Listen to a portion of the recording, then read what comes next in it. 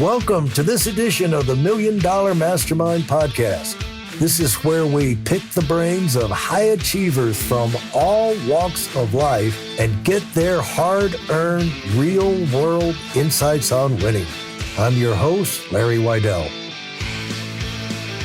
I'll tell you, I know there's a lot of people out here thinking, okay, I've got the yada yada conceptually.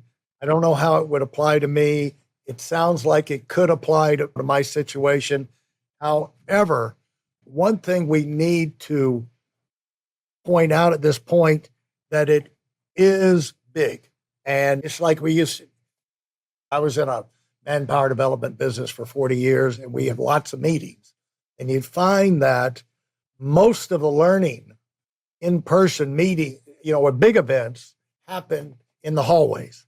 People, in the hallways was where the light bulbs seem to go on most of the time, and are in the hotel rooms, on the second or third night when everybody's kind of relaxed and, just going over everything. Or in the bus ride, you have people, car and bus rides, they would come from 6-8 hours, and on the buses, they'd have these long conversations and the light bulbs go on. So I see the value of it. I don't see how to go from start to make it happen.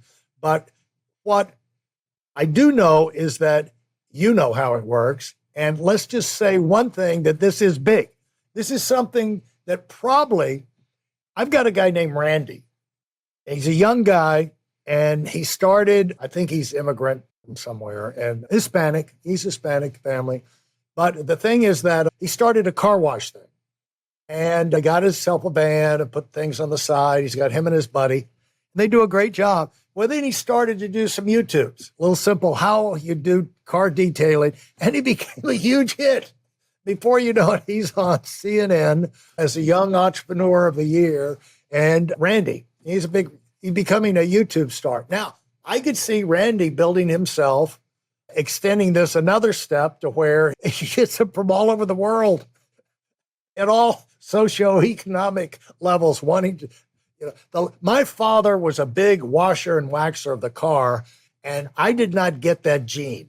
I do believe in genetics. It skipped a generation. My oldest son has that gene, and but I do not have it, and my youngest son doesn't have it. But there are a lot of people who have that, and with Randy putting this on YouTube, little simple type things, and he just become this phenomena. When the car product people are going to him and everything, and they saw him on YouTube, and they want him to promote their stuff. So I could see how that could go. Tell people how big this, I just want to establish in this comment that you can figure it out. It can happen, and people are doing it. You started Mighty Network. Well, let me just address that. So you're thinking about big in terms of can you get 200,000 people on a live stream together? And I want to offer a different way of thinking about it. I'm just talking about big in terms of justify your time. It's where, I'm going there. So hold your car washes. Okay. As I mentioned, but it might have gotten lost, is we have more $1 million communities today with 99% margins being created. And it is because when you are charging $600, $1,000, $5,000 per year and providing value from that comes from being the person who brings others together, these businesses get big fast. So it may be 1,000 people paying you $1,000, and we have those in spades. So some of our biggest networks are anywhere from $15 to $20 million a year with 99% margins, which means you are keeping more and more of that money for yourself than paying it because you have to scale a big team. So coming back to Gary, is imagine that he could, in addition to showing the how-tos, also talk about how to buy and run a car wash. Because when you can buy and run a car wash successfully and you're bringing in, I don't know, if that's $500,000 a year, you're probably willing to spend $1,000 to be able to make sure that you're building it as efficiently as possible, you're marketing it as efficiently as possible, you are hiring people and running it as efficiently as possible. That is where people are really making a lot of money today, is in these professional networks, health and wellness networks, and then other important interests, these other life transitions. You can imagine, why would somebody pay $1,000 or even $5,000 to be a part of a network of car wash owners who are actually helping each other build successful businesses, especially because it can be, as you said, people all over the country or all over the world. And there's a lot of similarities in terms of how they're going to go get customers to bring in other customers and the like. And this turns into, for you at Mighty Networks, it says, and I'm sure these numbers, when we get them, they're always wrong because they're later. Because we certainly didn't give them out because we haven't talked publicly about it. But it's like supposedly 370 million in creator earnings in 2023. Well, that's true. That yes. seems like a big figure. Yes, and it's larger today, yeah. obviously. And now, what is creator earnings? What 370 million? That means, yes, so that basically means all the Randys out there who are running their Mighty Networks. When you add up how much money that they are making on our platform, it is north of $370 million today. Wow. Unbelievable. And so this is not your first rodeo on this. You co-founded a company called Ning, which is a global platform for creating social networks. Mm-hmm. And how is creating social networks different than creating communities, like what you're talking about here? Yeah, it's basically the same thing. The only difference is we were doing that in 2007 to 2010. And Mighty Networks is taking advantage of all of the intelligence and all of the most modern software to be able to make those relationships work between members in new and interesting ways. Well, what we like to do here is to pick the brain a little bit of your journey. And it's like, because along the way, right from the beginning, you made choices. We all have choices, forks in the road, and you don't end up in a place like you are unless you make, most of them have been right. Maybe they're not all right, but most of them are right. And so what informed your decision? How did you grow up and look at life? What were you thinking about as a young person growing up, and what attracted you to where you say, this is really fascinating for me? And what did you think about? Were you an athlete growing up? I was. Yeah, so I was an athlete. I always knew I was going to run something, and I was super entrepreneurial as a kid. Why was that? How do you come up? Because how do people get? I always knew that I was going to be a leader. I was going to be in charge of things. So like, where does this come from? Certainly the family I grew up in. Yeah. My father kind of could walk into just about any room and figure out what was needed to lead the room. So that was always something that I saw modeled. And I wouldn't say I had his skills or talent for doing it, but it was just always something. How old were you when you noticed he had that ability? I don't remember a time and a place where he didn't. So, and he was a high school history teacher and then a school administrator. And he was a coach. And I remember going to the high school that he taught at when I was just a little kid. And I would it looked really fun and he was having a good time. Yeah. So he also followed his passions, as did my mom. And so I always had models and role models of people who were curious and engaged and excited about trying new things or building new things and going, when they did something, they did it to their full effort. Yeah. And so I just always saw that. And I would say there were high expectations for my grandparents also lived around the corner from us and were really involved in the community in Cupertino. And it just always felt like something that was fun and exciting to do, which was to lead. But I also feel like it just was something that was never in doubt for me. I don't know. I wish I could say that it was a lightning bolt came and struck me down, but that just wasn't the case.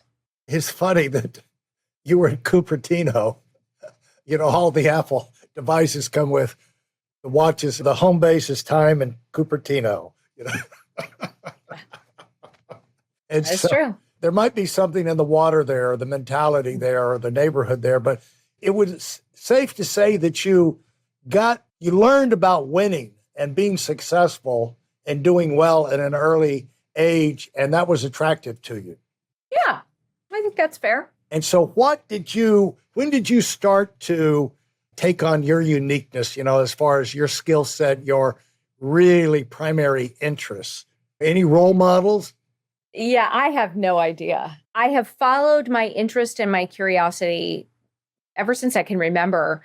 And I found it in things like I was saying earlier, biographies, history, political science, and just like how do things work and how do people work? I was never interested in psychology or sociology necessarily because I thought that the people systems was the thing that was really interesting. But yeah, so that was my interest. I loved sports. I played college field hockey and soccer as a kid. I played a lot of soccer, and then I started playing field hockey in high school. And I loved sports, and I remain somebody who loves sports. And I think being on a team is truly one of the best things that we can possibly do. For those of you who are sick and tired of fooling around and are dead serious about wanting to move up fast, I've got something especially for you.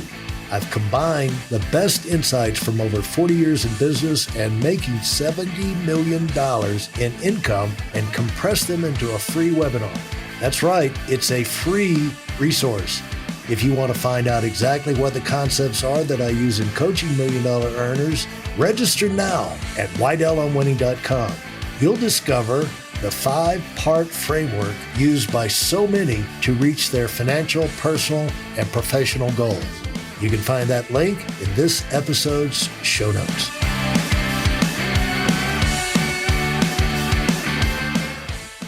Well, I bring this up occasionally.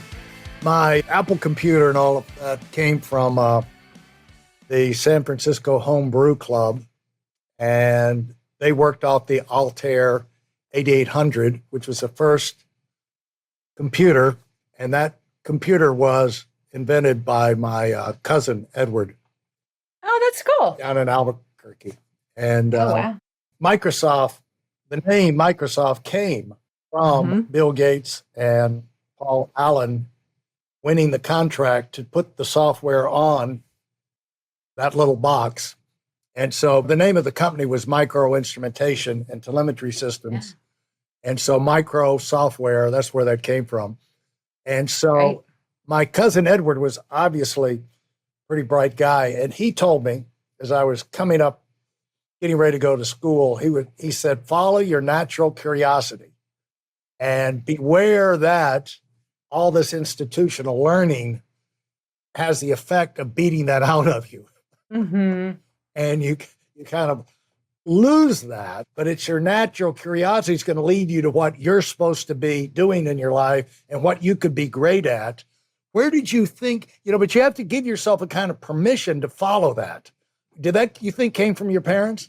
I don't know. Honestly, I mean, my parents certainly helped. Yeah. They modeled being curious. They modeled being engaged in the world. Yeah. I was always pretty self-motivated. What was your first job that you got in and really started learning some things, or that was a difference maker, you think?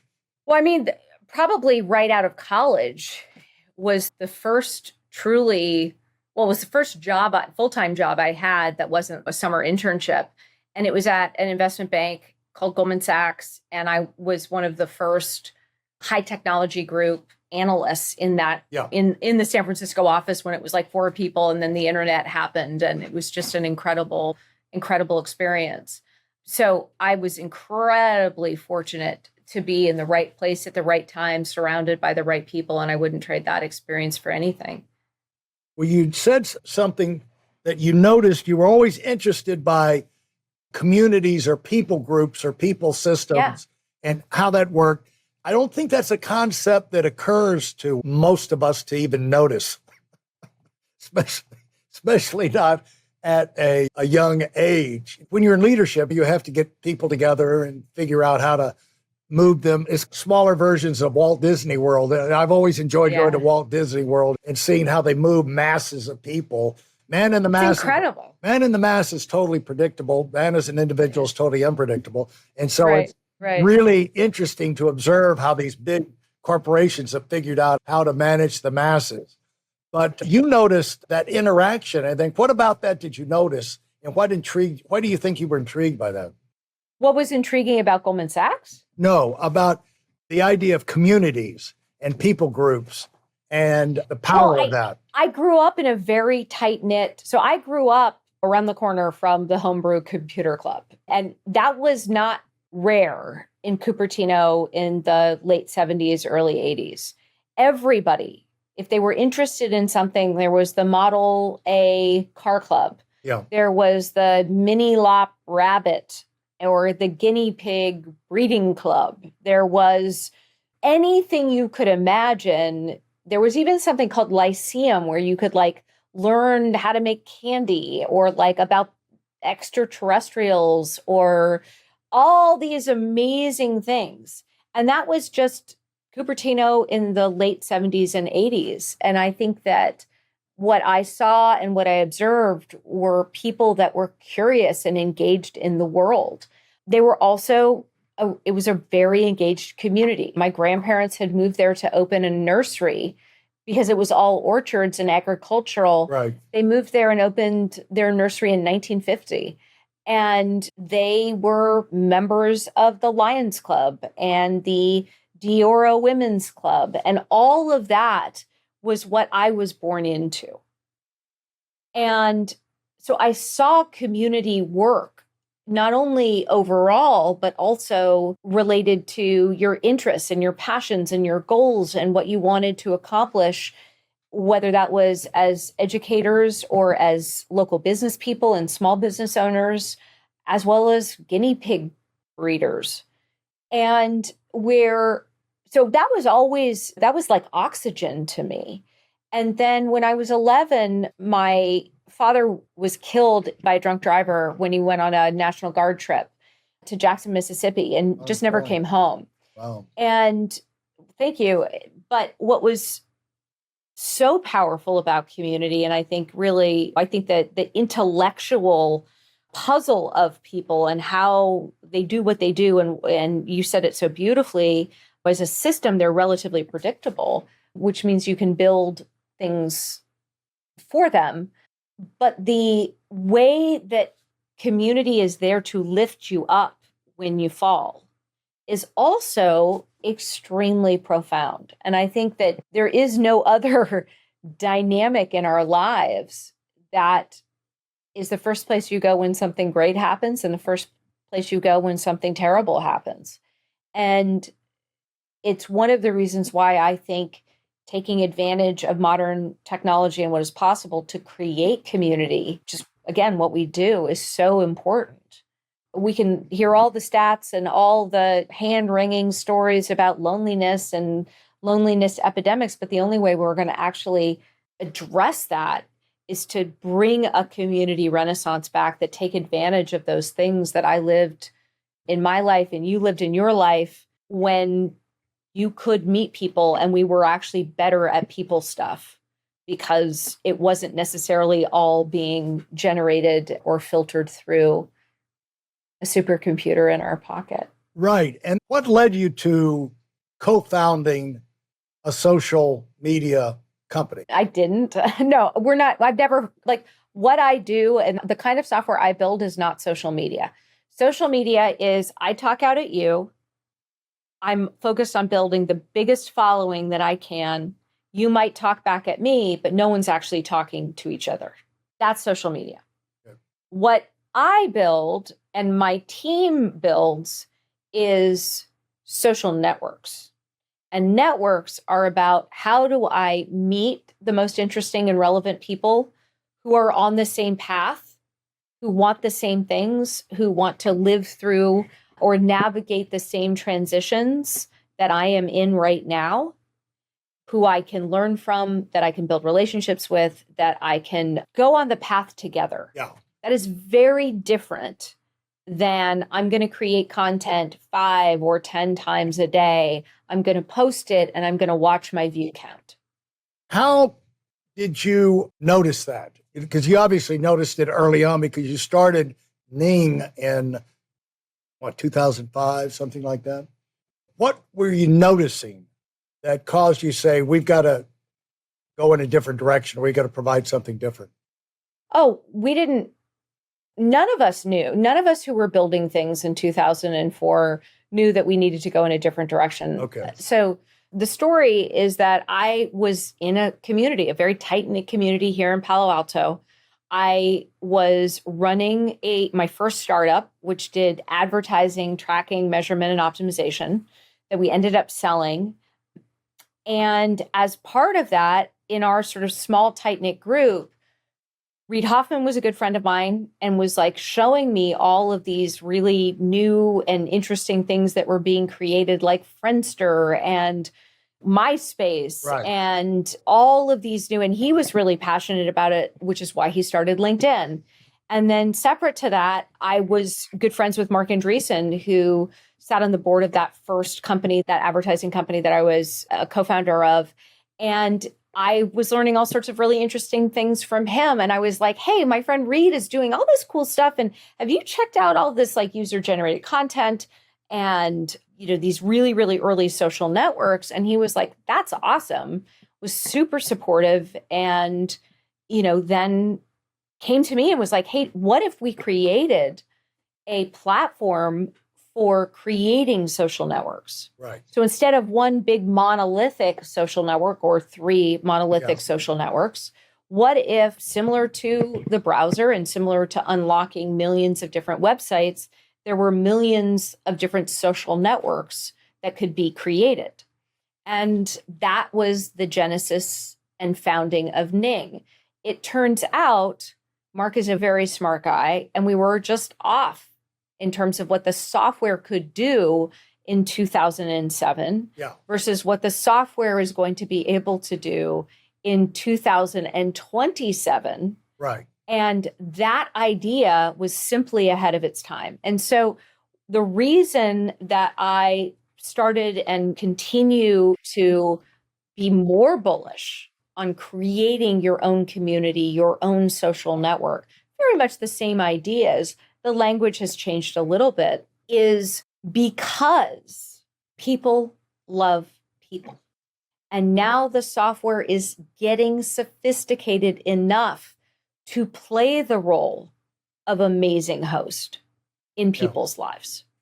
So being able to, because think about it, it's like the best parties that you've ever been to or the best events you've ever been to, you walk in and the host of that party immediately is like, oh my God, Larry, I'm so glad you're here. I really want you to meet Gina because you guys have this interest in common. So what does that host have? That host has 2 things that now software has the ability to do even more effectively. That host has data and natural language. Yeah. Data and natural language.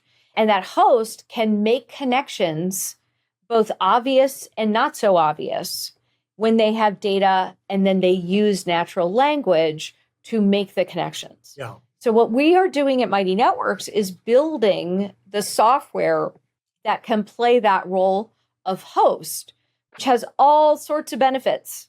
You get to meet amazing people. You get to go on quests together. You get to see and experience different ways of living your life and navigating transitions that otherwise we've moved away from doing it in community to this idea that you're going to just consume a bunch of video content online and maybe add some comments, and that's going to be how you learn anything and change your life. Well, we've never learned anything or changed our lives that way. Yeah. We have only learned things and changed our lives in community with other people. Yeah. And so that's why I'm so passionate about what we're doing at Mighty Networks and how we're doing it with People Magic is because this is taking advantage of what is now possible that I've been patiently waiting for in some level for many, many years. I'd like to thank you for listening to part 2 of this episode of the Million Dollar Mastermind podcast. Timing is everything. You may feel that now is a time to get moving forward so you can do something even greater with your life. Now, if that sounds like you, I've got a free training video to show you how that transformation can take place. Getting introduced to how the cycle of success works has been a major transforming event for so many current $1 million earners. And that's exactly what this video is all about. And yes, it's completely free. Join us at the video at WeidelOnWinning.com. And thanks for being part of our community.